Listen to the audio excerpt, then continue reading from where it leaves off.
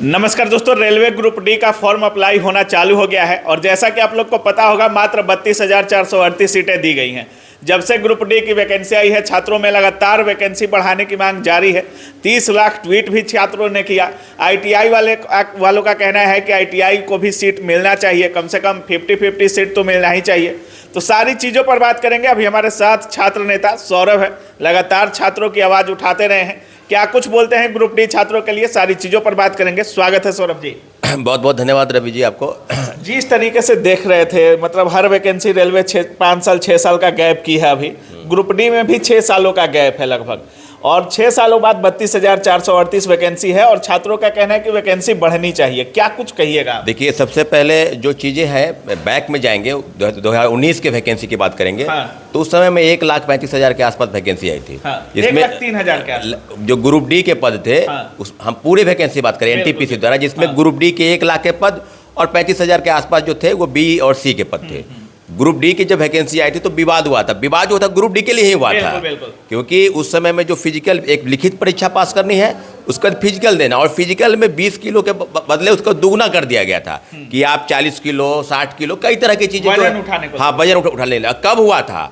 जब परीक्षा के जब प्रोटेस्ट होने की जब थी संभावना कि इस तरह से होने वाली है परीक्षा के बाद, कहने के मतलब खेल के बीच से नियम बदलने का प्रयास, नोटिफिकेशन में बार बार परिवर्तन करना। तो उस समय भी याद होगा कि प्रोटेस्ट हुआ तो हम लोगों ने काफ़ी बढ़ चढ़ के, पटना उसका मुख्य केंद्र था उसका। फिर उस समय में जब परीक्षाएं जब इस तरह से ली गई तो उसके बाद एक नोटिस जारी हुआ था, जिस बात का जिक्र होना बहुत जरूरी है। बिल्कुल। क्योंकि नोटिफिकेशन के बाद एक और नोटिफिकेशन जारी हुआ था कि जो अगली वैकेंसी आएगी, ग्रुप डी की वैकेंसी आएगी, उसमें आईटीआई जो है डिग्री, उसके हम मान्यता उसको जो है हम देने जा रहे हैं। टेक्निकल पोस्ट पे आईटीआई रहेगा। तो अभी जो वैकेंसी आई है 32,000। देखिए, सीटें का आंकड़ा देख लीजिए। होता है क्या कि बेरोजगारी का दर बढ़ रहा है, अभ्यर्थी बढ़ रहे हैं, और उस समय में 1 लाख वैकेंसी आई और अभी जो वैकेंसी आई वो 32,000 वैकेंसी आ गई। तो कहने का मतलब ये है कि ये क्या 3 गुना कटौती, मतलब कम। और भी चीज़ों को आप आकलन करेंगे तो कई तरह की चीज़ें परिवर्तन के रूप में सामने आई है, लोग चाहते हैं। ट्वीट देख लीजिए, 30 लाख ट्वीट। तो पूरी तरीके से अभ्यर्थी, उस समय भी हम लोग और काफ़ी शिक्षकों का सहयोग हुआ, ट्वीट हुआ था, और बहुत बड़ा प्रोटेस्ट आपको राजेंद्र नगर और पटना जंक्शन के आसपास हुआ था। और पूरी तरीके से बिहार के सभी स्टेशनों पर, आरा से आने वाली, मुजफ्फरपुर से आने वाली ट्रेन, और हर जगह ट्रेनों को रोका गया लोकतांत्रिक तरीके से। और इसकी गूंज ऐसी थी कि दिल्ली सरकार तक, उस समय रेल मंत्री अश्विनी वैष्णव और जितने भी लोग थे, पूरी तरीके से आत्मनिर्भर होकर ये बात कहे कि नहीं, बात हो गया, और आंदोलन लगातार चला था। लेकिन आज क्या है, स्थिति क्या है? जब आईटीआई वाले का आपने मांगा, और उस समय देखिए कितने लोग आईटीआई कर लिए होंगे, 12-14 लाख, जो आंकड़ा आपके 12 लाख, 12 लाख 14 लाख लोग आईटीआई करके बैठे हैं। देखिए, अगर आप बीएड करते हैं तो शिक्षक बनना है, तय है। बीटेक करते हैं तो जेईई या जो इंजीनियर है वाले पद है उस पर जाते हैं। तो जब आपके मन में यह था सवाल कि अगर आईटीआई करा के इनको देना है तो फिर इस तरह की चीज़, वैकेंसी में भी कटौती आई, उनके लिए कम से कम कुछ तो रास्ता बचाते।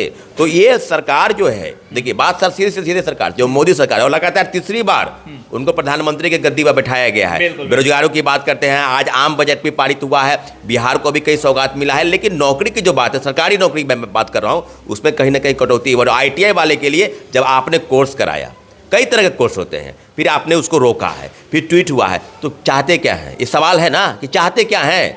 चाहते तो कुछ है जरूर। बिल्कुल।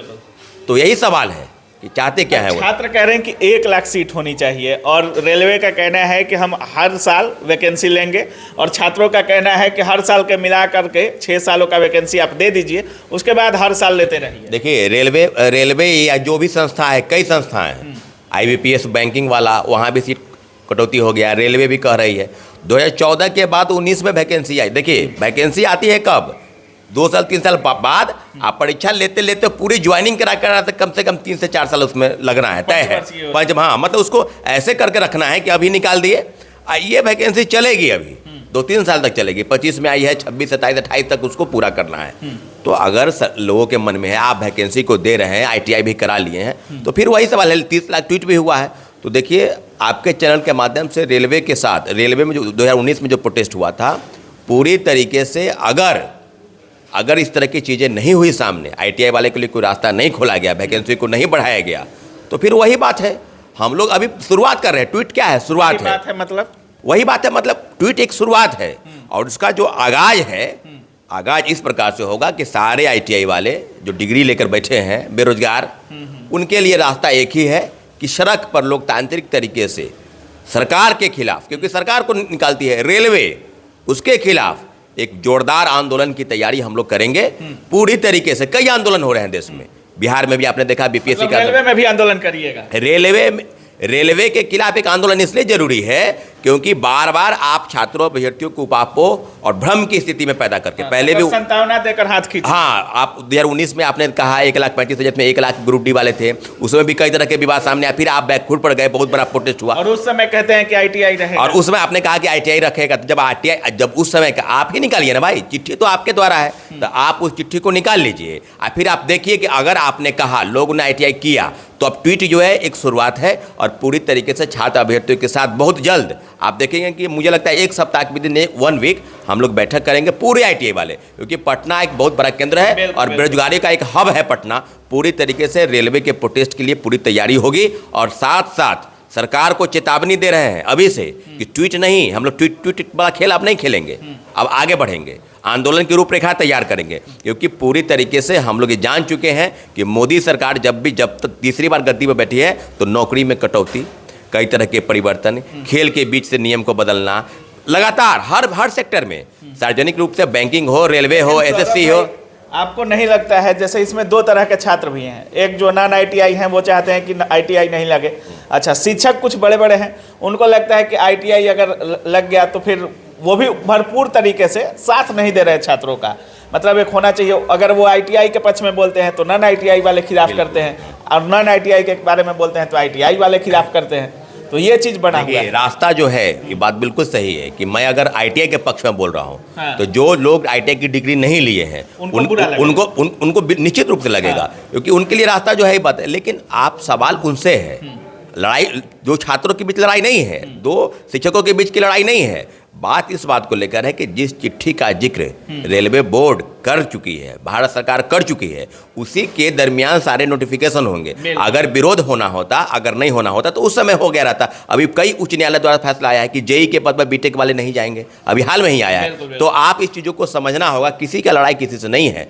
पूरे 7 आईटीआई वाले को कम से कम, ठीक है आप 1 लाख नहीं दीजिए, कम से कम उनका एक रास्ता तो बना दीजिए, 50% ही सीटों को बढ़ाइए, 32,000 से कम उसको दुगुना कीजिए, 1 लाख तक आप ले जाइए, लेकिन उसका के रास्ता का आप बनाइए कि उनके लिए क्या रास्ता होगा। आईटीआई वाले जो कर चुके हैं उनके लिए भी तो कम से कम 50-50 आप सीट निकालिए, 60-40 का रेशियो निकालिए, कुछ तो रास्ता निकालिए। लेकिन इतना जरूर है कि आईटीआई वालों के लिए लड़ाई लड़ने की जरूरत है। ट्विटर आंदोलन हुआ है, अब आंदोलन जो है सड़क पर होगा पूरी तरीके से। दोनों को लोग, नॉन आईटीआई और आईटीआई डिग्री वाले, दोनों के बीच कोई विवाद नहीं है। विवाद इस बात को लेकर है कि जो बेरोजगार 10 लाख 12 लाख डिग्री लेकर बैठे हैं आईटीआई वाले, उनके लिए क्या आरआरबी बोर्ड रास्ता खोलेगी या हम लोग को सड़क पर आने पर मजबूर करेगी। पूरी तरीके से शिक्षकों के साथ इस मीटिंग में सिर्फ छात्र नहीं आएंगे, कस लिए हैं आप। हाँ बिल्कुल, इस मीटिंग में सिर्फ छात्र नहीं आएंगे, जो पढ़ाते हैं या जो नहीं पढ़ाते हैं, सारे शिक्षकों का सहयोग रहता है। और पूरी तरीके से आंदोलन में सब चीज़ों का एक समन्वय बनाकर छात्रों के साथ, कि कोई लड़ाई किसी छात्रों से नहीं है, पूरी तरीके से हम लोग एकजुट होकर और आरआरबी बोर्ड के खिलाफ, भारत सरकार के खिलाफ लोकतांत्रिक तरीके से जो लड़ाई है, 2019 में जो लड़ाई हुआ था उसी तरीके की लड़ाई के लिए हम लोग बैठक बुलाएंगे। 2019 की तरह जो हुआ था उस तरीके से लड़िएगा। बिल्कुल, पहले शुरुआत करेंगे, अभी ट्विटर हुआ है, उसके बाद हम लोग एक प्रोसेसन निकालेंगे, लेकिन प्लानिंग बनाया जाए। हाँ, प्लानिंग बनाए, लेकिन जो जब अंतिम रूप से जब आप इस चीज़ों को नहीं मानते हैं, क्योंकि पूरी तरीके से छात्र के पास कोई रास्ता नहीं बचता है। आप देख रहे हो कि अभी बीपीएससी का विगत 45 दिनों से अनशन पर बैठे हैं, कोई रास्ता नहीं है, बार बार प्रोटेस्ट में लोग निकलते हैं। तो प्रोटेस्ट पर निकलने पर मजबूर न करे छात्र अभ्यर्थी। अब जानते हैं क्योंकि रास्ता अगर नहीं है तो आईटीआई वाले के लिए, नॉन आईटीआई और आईटीआई सब लोगों का एक ही है कि बेरोजगारों का जो एक दल है, बेरोजगारों का एक समूह है जो पटना में और बिहार में है या देश के अन्य हिस्सों में, उसके लिए रेलवे बोर्ड एक रास्ता निकाले, कम से कम 50-50 का आंकड़ा उन लोगों के लिए भी खोले और आरआरबी बोर्ड मजबूर न करे कि 2019 की तरह आंदोलन दोहराए, क्योंकि बार बार आंदोलन करने पर मजबूर विद्यार्थियों को किया जा रहा है। बहुत बहुत धन्यवाद सौरभ भाई। धन्यवाद। तो बाकी आप देख रहे थे, हमारे साथ सौरभ भाई थे और छात्र नेता हैं, और जिस तरीके से बीपीएससी हो या कोई भी एग्जाम हो, कोई भी धांधली सेटिंग हो, हमेशा से छात्रों के हित में आवाज़ उठाते रहे हैं। ज़रूरत पड़ने पर सड़क पर सबसे आगे नजर आते हैं। और रेलवे छात्रों के लिए भी इनका सीधे तौर पे कहना है कि आरआरबी कोई ना कोई रास्ता आईटीआई वालों के लिए निकाले, वैकेंसी को और ज़्यादा बढ़ाए, और नहीं तो हमें मजबूर ना करे कि हम सड़क पर उतर जाएं। बाकी आप क्या कुछ सोच रहे हैं इस पूरे वीडियो के बारे में, अपनी राय कमेंट सेक्शन में जरूर रखिएगा। आप देख रहे थे काबिल न्यूज़। जय हिंद।